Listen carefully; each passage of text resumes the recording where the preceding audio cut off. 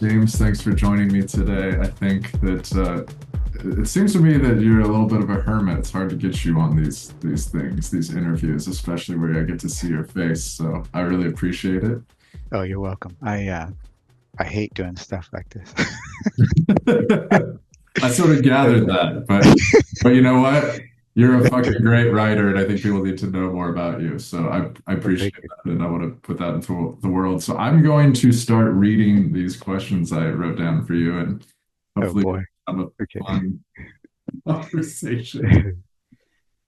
Um, James Nulick, you are the author of several books, including your newest novel, Plastic Soul, which is fucking incredible, and mostly what I want to focus on today. But first, I want to recount how I came to know about you because I think it's a funny story. When Okay. It wasn't some weird hookup, was it, or something? we could make that up. That might be a nice addition to the narrative. But I think in reality, when I was first shopping around my novel, The Magician, ended up getting in touch with Chip at Nine Banded Books. He and I Hmm. worked together, obviously, but he sent me a few of the titles he'd published, including your novel, Valencia, which I maintain has an absolute dog shit cover. It Yeah. has this sort of 70s style art with what I assume are vector drawn blobs of semen floating about. And I would have never read the thing if I hadn't flipped it over and seen a blurb by both Kevin Killian and Thomas Ligotti, both Yeah. prolific cult authors whom I have great respect for. Anyway, I did end up reading Valencia. For a week or two, I couldn't put it down. It had this very personal, enraged, lonely, suicidal quality to it that felt elevated by your beautifully clipped sentences. At the time, I was just discovering this underground or alternative literature scene, and you were one of the first writers I'd never heard of to hit me in the face with your work. I think I Wow. posted something on social media about how much I loved your book despite despising the cover art, and you're welcome. Several of my friends ended up buying your book as a result. Anyway, we found each other on the internet, corresponded here and there, ended up blurbing each other's books, and now I think we're sort of friends. Yeah. Yeah. Yeah. Yeah. And We I are. have We're to definitely say, friends. Yeah. I'm good. Glad to call you a friend. likewise. And I have to say, among the contemporary writers I'm familiar with, you are one of, if not my favorite prose stylists. While Valencia had this wonderful minimalist style, in recent novels, you seem to have evolved into a kind of 21st century Proust. So, Wow. so maybe my first question is like, how did you get into this indie lit world, and how have you managed this incredible output with such an emphasis on style? I'm just going to start there. Okay. Wow. Thank you, by the way, for those kind, beautiful words about Valencia. You Absolutely. are totally right. That is a hideous dog shit cover. Well, And I asked Chip if he could please, if we could, change the cover, but he likes the cover, so yeah, I know. Sometimes we just So, have to live with these decisions right. I other mean, people make. so, but wow. So yeah, I did kind of start off. Well, I started writing originally as a poet a very long time ago in my 20s, and I had this short, abbreviated style that you saw in Valencia, and I don't know, just something snapped in me. I don't know if it was some kind of what it was exactly, but I was reading.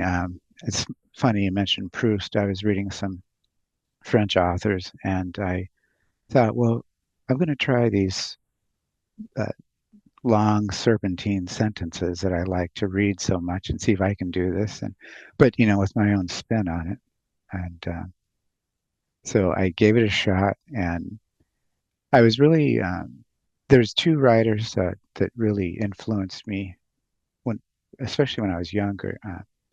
One is Elizabeth Hardwick. She kind of broke open what I thought the novel could do. She wrote this book called Sleepless Nights, which is incredible. And another author who is French is, I'm probably butchering his name, but Roger Le Winter. And Roger, I think, Familiar, but that's I don't okay. know. But he has these really long. beautiful sentences. And I think I'd also been corrupted a little bit by David Foster Wallace when I was young. So, All right, this is so not. that's how that long, meandering way came to me, being what you so succinctly called me, a maximalist. So I guess that's a burden I can carry, but Well, it's an unusual quality, I think, especially in contemporary literature. I think everyone keeps sort of scoping down, probably because our mhm, spans are so horrible because of, social media and so forth. But right. when I see people do the opposite of this, I'm kind of in awe. And some people do it better than others. At least anyone I've read who's published in the last 20 years. I mean, you are among the top. And I don't know. I wish more people knew about your work. And hopefully with this new novel over the next few years, that might come true. I think, Yeah, I hope so. yeah. It's kind of a drag writing books and then nobody reads them, so makes you wonder, I why am I understand. doing this?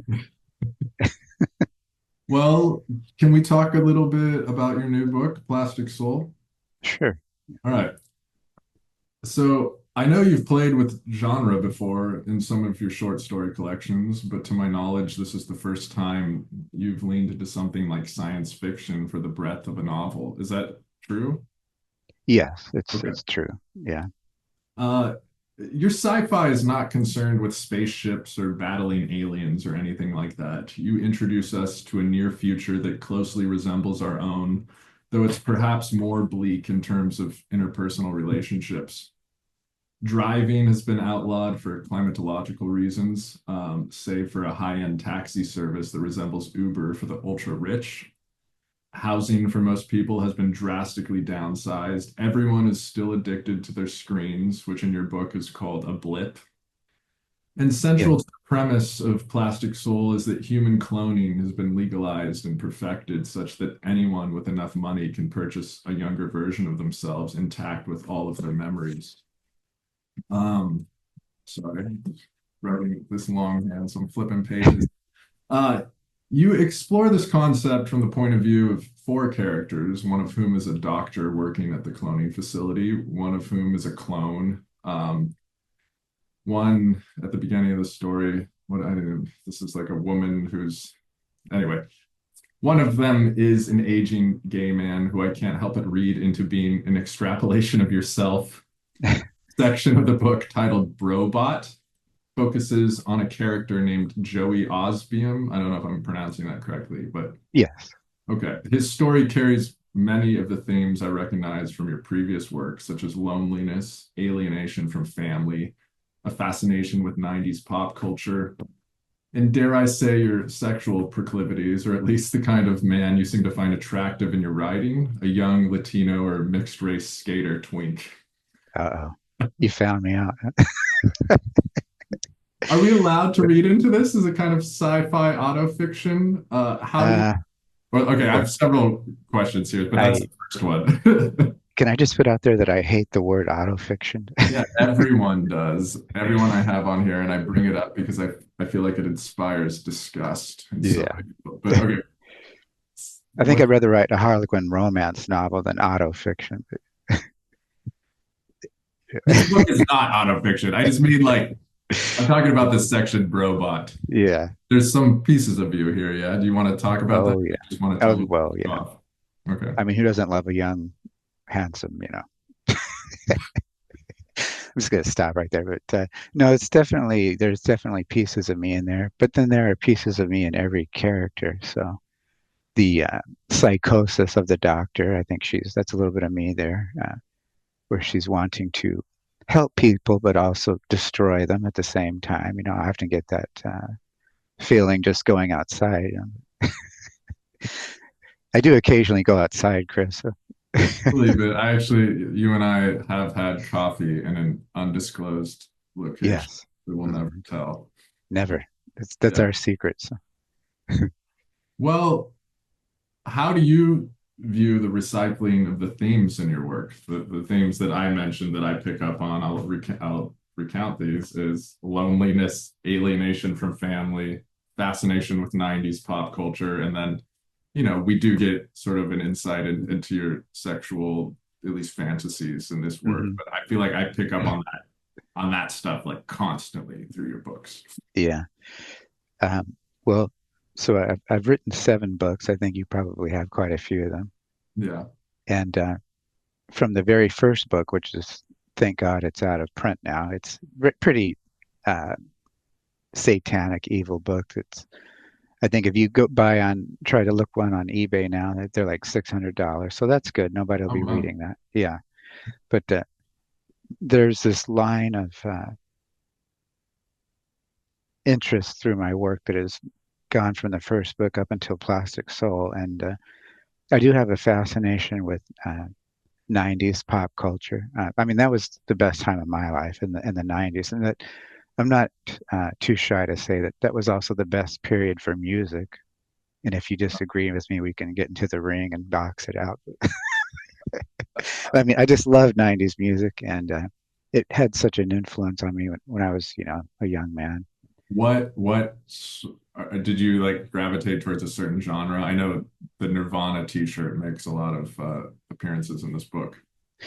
Right. Well, I was more of a, I had darker tastes, like, Cure, Joy Division, Okay. Bauhaus, things like that. But I That's also was a kind of a metalhead, which is weird, because I loved Iron Maiden as well, and I got a lot of grief in high school, and people say, "Well, why are you listening to that gay goth shit?" It's like, hey, I can be a metalhead and like The Cure at the same time. It's not illegal, but absolutely. the theme you mentioned about loneliness, that's something I've been with the same person for almost 17 years now. We're happily together. I don't know how he does it, but because I can be difficult, I guess you could say, to live with. I don't know, but Yeah, I fair. I don't always clean the room like I should, pick up the trash and put the clothes away in the dirty hamper. But I don't know. But loneliness has followed me pretty much my whole life. I I was adopted, so the parents that raised me, I always felt like, well, I don't really.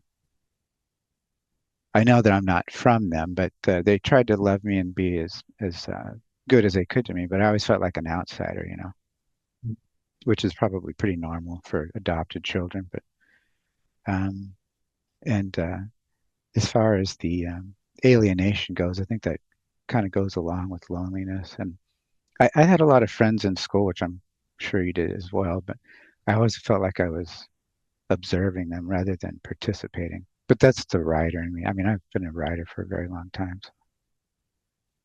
and it just um, and my family and I, we don't really get along.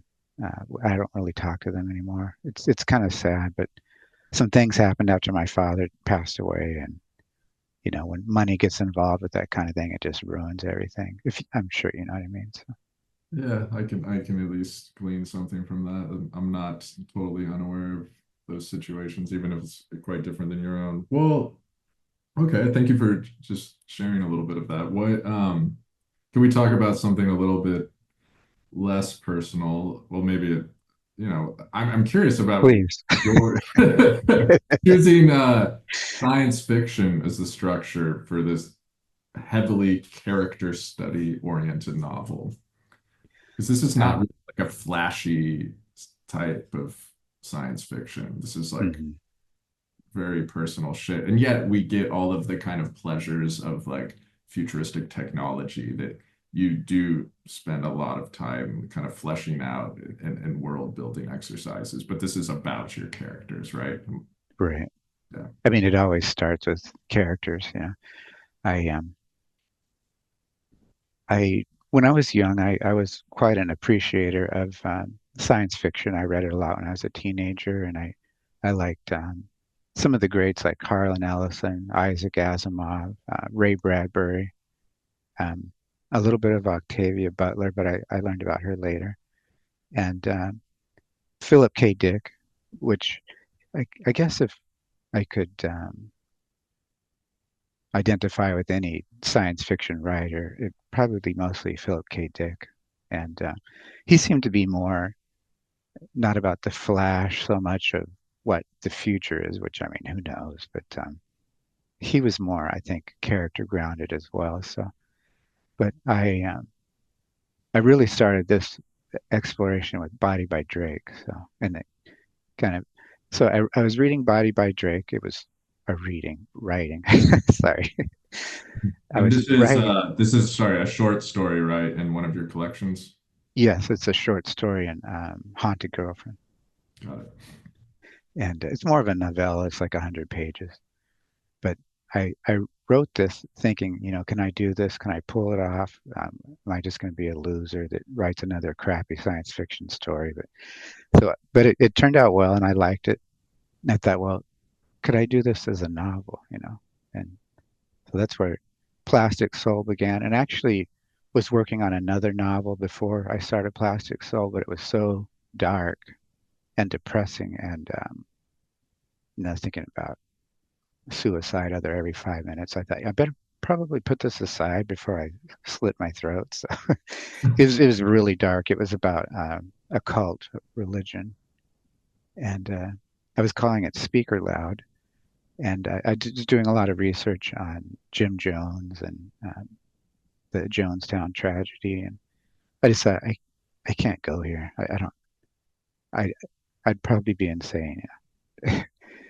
And was I mistaken? Did you say you grew up in kind of a cult-like atmosphere?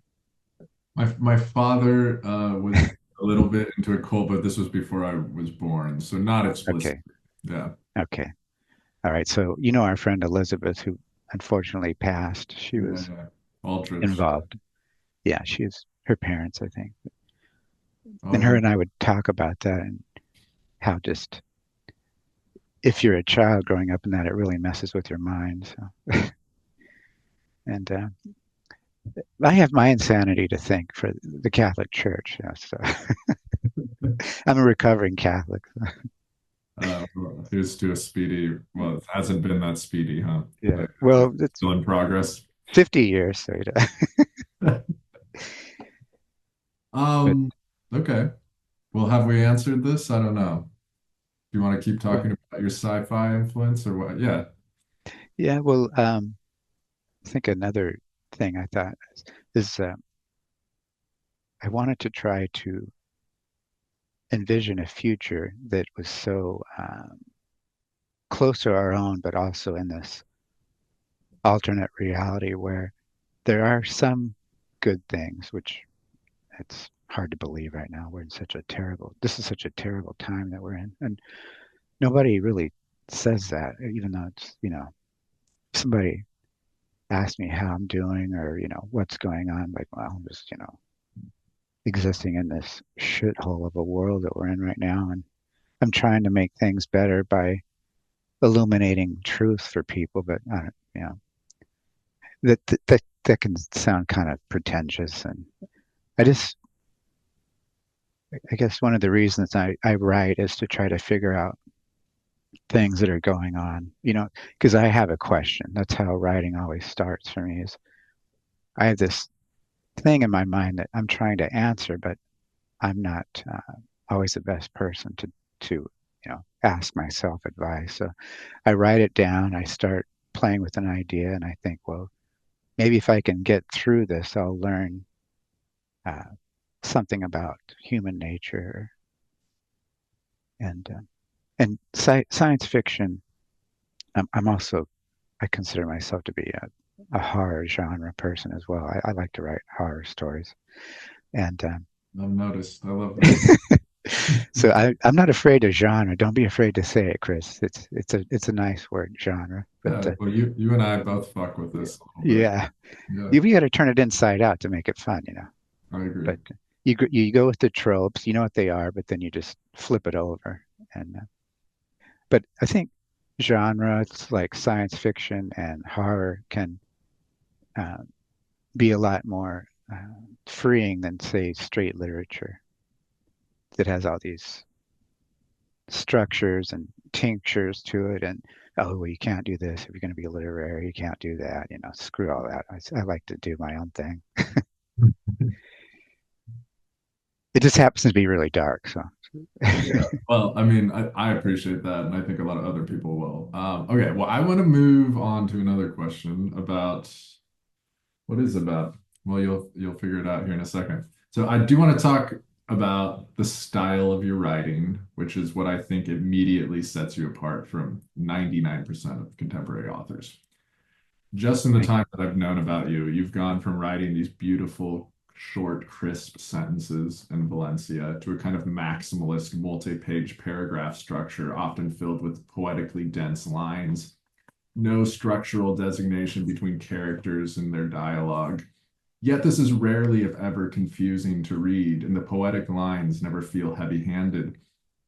I assume you're writing constantly in order to achieve this output with such excessive word counts. Tell me about your writing process and what, if any, education you've sought out to help achieve this unique style. Well, thank you. I appreciate you saying it's unique. I've been developing it for 40 years. Well, I'm a lot older than you think, so I'm like J Lo. I just, she says she's 48, but she's really 78. We're all been around, all dark creatures. all right, well, we'll ask about your skin care routine next. Okay, but First.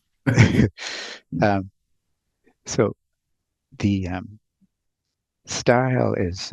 I started reading Proust when I was in my 30s. I thought, oh my God, this I can't read this. It's too I can't. It's too much. So it was the complete opposite of my style at the time. And so I thought, well, then I asked a teacher about it much later. An old teacher of mine that I still kept in contact with, and he said, "Oh, well, you don't read Proust in your 30s. You have to come back to that once you've experienced life a bit more, had some more disappointments." And I said, "Okay, well, that's good." But um, my education for as far as learning how to write, I think I already knew how to write when I went to university. I just learned how to university, workshop classes. I was in the workshop for 4 years, a fiction workshop, and workshops are really good for preparing you to listen to other people trash your work. I think it's like, uh, yeah. So I did that for 4 years, and the idea of getting an MFA after being in the workshop for 4 years, I just wanted to slice my wrist. So like, no way, I don't want to. I don't want to hear any more garbage about this these sentences suck, or you're trying to be too stylish, you're trying to copy Nabokov, or however you say his name. Is it Nabokov or Nabokov? I don't even know. I'm gonna let you butcher it. Okay, so yeah, I had people in class saying, well, you're just trying to copy Nabokov. I'm like, well, I haven't even read him yet, so I don't know what you're talking about. But that came later. But so I think yeah, it was just I had almost this punk sensibility when I first started writing in my 20s, those really short clipped sentences of Valencia. Yeah. And I think I don't know, something warped in my mind, or some psychic disability that I had, that I I started working on the moon down to earth for a little bit, and then I set it aside because I had this idea. I wanted these to explore these four friends who were very close to each other in this small, tight household. But I also was reading a lot of Terence McKenna at the time. Uh, Okay. the Mushroom Man.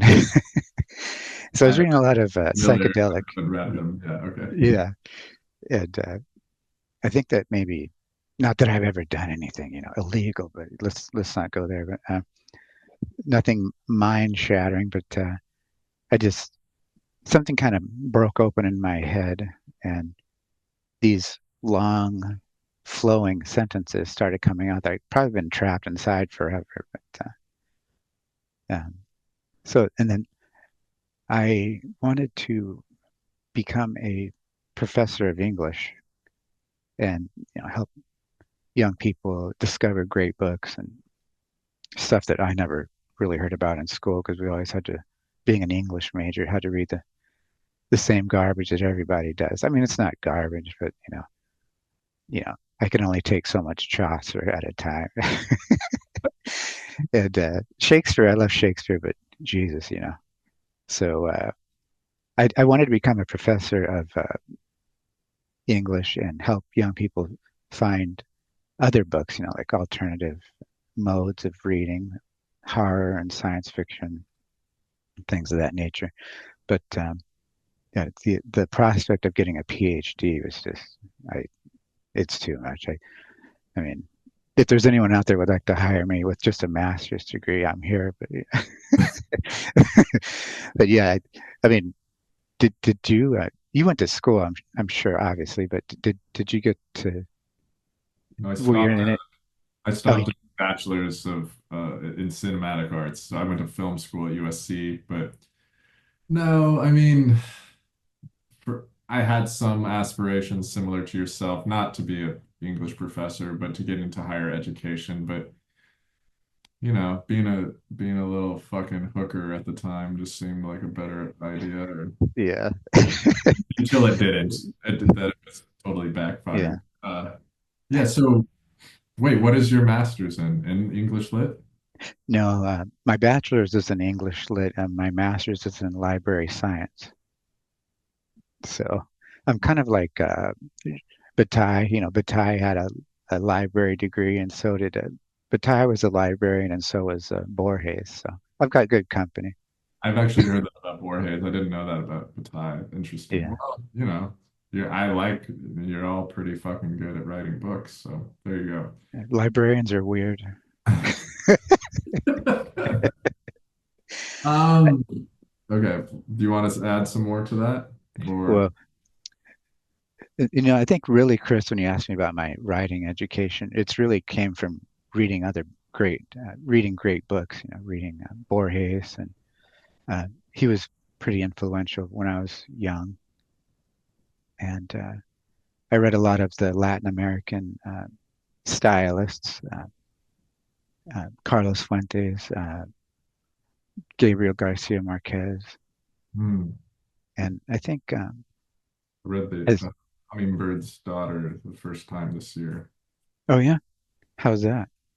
I enjoyed it quite a bit. So it's my Is only that is that's it your yeah. is it Luis Urrea? Or Oh, I thought that was Gabriel Garcia. This is maybe am I totally fucking this up? I'm looking it up right Um, now. The Hummingbird's Daughter. oh, you're totally right. Yeah, it is Urea. Never mind. There's a lot of references in there into to the other guy. Sorry. All right. Okay, Well, fuck it. Luis Alberto Urrea. There we go. Sorry, my literary breadth is a little bit less than yours. I actually want to ask you this because this is a thing that I struggle with a lot, and even more so now that I have this kind of YouTube channel, is that the literary history is so rich, and of course, like everyone who first discovers the joy of reading, I think we start with books that people have told us about that were written 100 years ago or so. And then if you get into publishing, especially with these sort of niche indie lit publishers, there is I don't know an expectation necessarily, but at least for me, I like to read people who are my peers because I want to know what's going on. And there is a certain amount of like scene cred that comes into the situation just because then now, okay, I know who this person is, I get their Mhm. style. But it takes so much time that then I feel like I stop reading things that I was interested in or want to know about that are kind of the classics or just like heavy hitter novels from even the past 20, 30 years. Do you strike a balance between these things? I mean, I know you have relationships with a lot of people in the Mhm. contemporary literature world, and yet, a lot of what you're talking about is not from that scene, right? Do you read this shit that's coming out these days or no? You read my Oh, book. yeah, I read your book. I loved it. It was uh, really dark, which is something I appreciate. I appreciate darkness in others, so it reminds me that I'm just not the only freak out there. But I just got done finished reading Danielle Chulosky's Pre-Gaming Grief. Right. Excellent book. I agree. I, that was really just the sadness of it. There's a lot of sadness in it, and but also a lot of a lot of physical stuff going on. Yeah, Very horny book, a very horny love yeah, love sick book. That's a yeah, very much so. And the constant chase for the older man that just seems to be toying with her, the character. I'm not saying it's Danielle, but uh, speaking of autofiction, but I always thought autofiction was about cars. I'm gonna put that in the fucking comments. uh, but I'm kind of going through bits and pieces of. Um, well, I've read Gabriel Hart. I blurbed one of his books recently, Is um, it the new one on High On Road? High at Red Tide. I have the book on my shelf. I haven't read it yet, but he Hmm. seems like a sweetheart. Oh yeah, it's a great book too. It's about basically. I don't want to spoil it for you, but I don't want to put any spoilers out there. But it's a group of high school kids who are dealing in some rather dangerous substances, and um, hilarity ensues when someone dies, and death always brings comedy out. So uh, like, I know we're all going to die eventually, but we should try to have fun while we're here. And I always like to toy with death, kick it in the ass. Yeah, both of my parents are dead. It was terrible deaths, and but it's like fuck you, death. I'm going to take you on. Yeah, but death always wins in the end. And please pardon my f bomb there. I usually don't swear. But I usually have my characters are they get to say words I don't, so I usually try to be a good boy.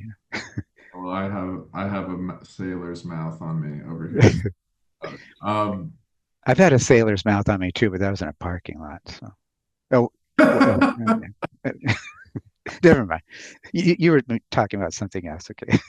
Um, all right, I do okay because we only have about 7 minutes here, and we could keep talking about literature because we love it. But I also want to ask, what is going on with your Instagram account for the past 6 months? We see this little mannequin dressed in all sorts of shit, a lot Hmm. of skater clothing, and just you kind of set up these scenes constantly, and they seem kind of like a social media world building to promote your work, but it's often Hmm. not immediately obvious what's going on. Do you want to speak to this at all?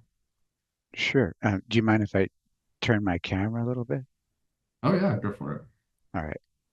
We're going to take a world tour of my living room here. Beautiful. So, are you talking about this guy right here, Nico? I'm talking about this guy. You have a name for him, Nico. Okay. Yeah. Okay. Yeah, he's right there. Got it. And he's, I would say he's a alter ego.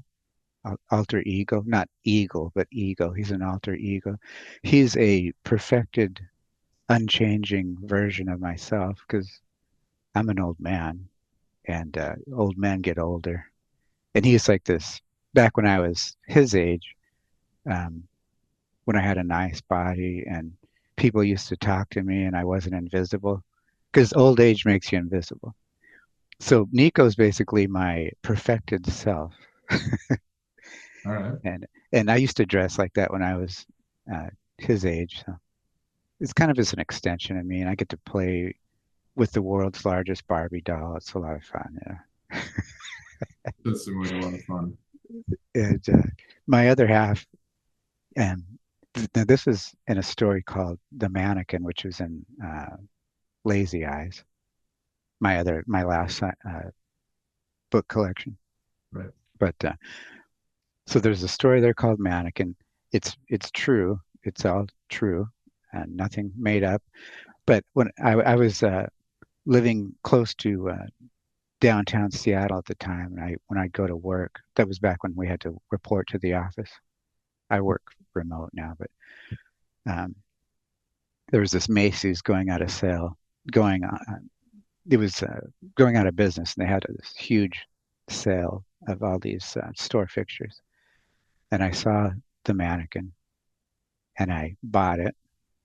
I took it home on the bus because I was a bus rider, and people were just looking at me like some freak, just another Thursday evening on the bus in Seattle with 35 homeless people, and then this man with a mannequin. And I brought it home, and walked it through the door, and my other half said, "What is that?" And then the second thing he said was, "Get that thing out of here. That's not going to be in the apartment." No, you're treading on Dahmer territory here. So I said, "I'm not getting rid of him. You're gonna have to kill me first." So anyway, he's been with us for 4 years now, but it's basically clothes I can't fit into anymore. So I put them on him, because I don't have a size 28 waist anymore, Chris. Yeah, Darn I don't know that I ever had a size 20.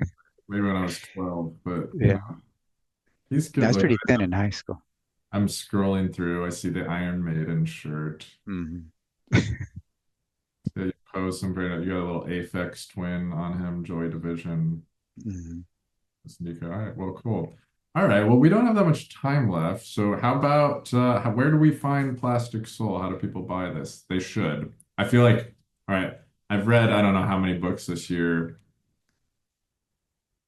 Like there's some of them are great. I've talked about it before, but like this is actually quite phenomenal. And in terms of contemporary literature, like fucking buy this book. And if you want to read just beautiful sentences constantly for God knows how many pages, I don't know, you can read, 500 pages. but it's worth it.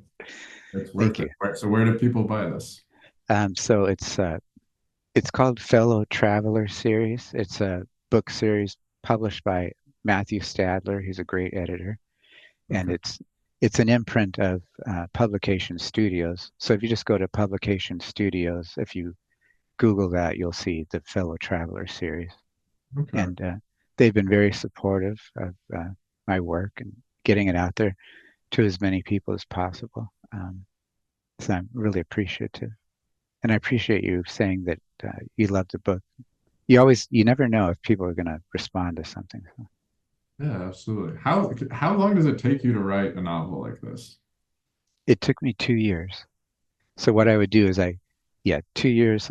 I get up in the morning at 5 a.m. and I write for 2 hours. Got it. And I also, so 2 hours is enough each day. And Got it. then on the weekends, I also write, uh, usually on the weekends, like 8 hours a day or so. Wow. Yeah, it takes a long time. And I'm struggling right now. It doesn't get any easier writing. I'm struggling right now with a short story. I'm trying to write a short story for Blake Butler. I don't know if I'm allowed to say that online, but he's bringing up he's creating a new web magazine. I hope he doesn't kill me. But so I'm trying to write this short story for him on spec, and I just think, wow, this is such a struggle. It doesn't get any easier. Does it get easier for you? Or? No, but it doesn't. But